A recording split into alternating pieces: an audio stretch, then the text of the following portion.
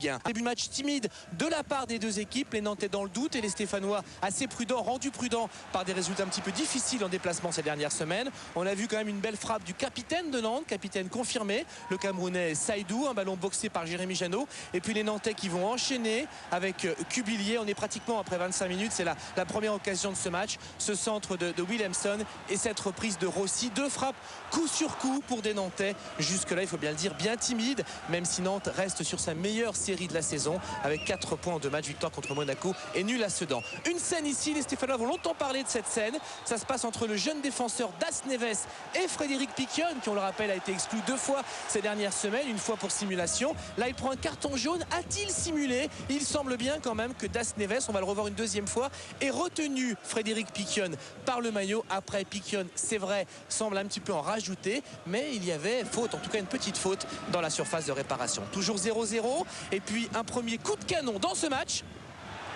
avec cette reprise tout à fait stupéfiante d'Éric Cubillier, 109e match en Ligue 1 et premier but pour l'ancien Parisien, ancien Lensois, ancien Monégasque, le très sympa Éric Cubillier qui nous a pas habitués évidemment à réussir des gestes comme ça et qui juste avant la mi-temps trouve ici de cette superbe reprise de volée un trou de souris dans le but de Janot. 1-0 pour Nantes, c'est plutôt bien payé et juste avant la pause pourtant sur ce coup franc de Dernis prolongé par Feindouno, Saint-Etienne remet les compteurs à égalité. C'est plutôt logique parce que si les Verts n'ont pas eu d'occasion très nette, ils ont maîtrisé les débats. But de Feindouno, même si ce ballon est touché du bras par Signorino. Si Signorino sort cette balle, il a droit à coup sûr au carton rouge.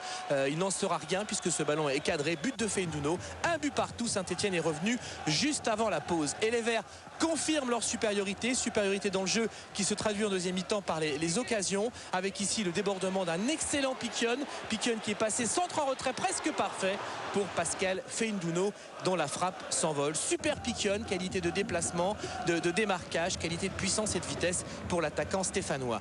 Ilan avec un ballon à nouveau récupéré par Pascal Feindouno. C'est la très bonne période de Saint-Etienne. On retrouve Piquion qui ici avec des abdominaux assez costauds parvient à toucher ce ballon de la tête en extension et à frapper le poteau du jeune gardien brillant. Assec va faire du coaching, faire rentrer Heinz, faire rentrer Gomis, des joueurs qui ont brillé en l'absence d'Ilan et de Piquion la semaine dernière contre Toulouse. Mais la fin de match est plutôt nantaise avec Faé ici qui a frappé Nantes longtemps timide, timoré dans ce match. Nantes qui se lâche enfin en fin de rencontre. Frappe d'Emers Faé, à nouveau boxé par Janot. On en est toujours à un but partout. On est maintenant dans les toutes dernières minutes de ce match avec un ballon récupéré par les Nantais et par Boukari, le Marocain. Frappe de Boukari et à nouveau la qualité des frappes nantaises avec ce but de Nordine Boukari qui sortait du placard. L'ancien joueur de l'Ajax d'Amsterdam, on ne l'avait pas vu depuis des semaines. Il va tromper Janot avec cette balle un peu flottante, ce ballon un peu fuyant qui donc trompe le gardien de l'AS Saint-Etienne. Ça fait 2-1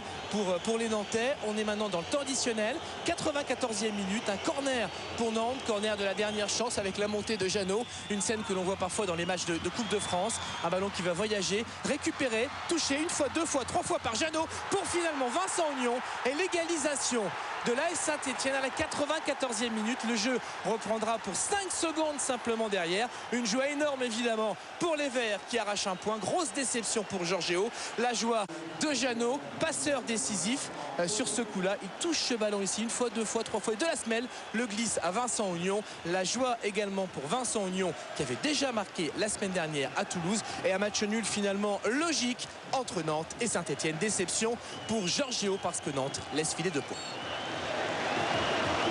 Vous avez vu comme moi, tout le monde a vu. Rien à dire. C'est-à-dire, développer un peu. Rien à dire. On a vu les images.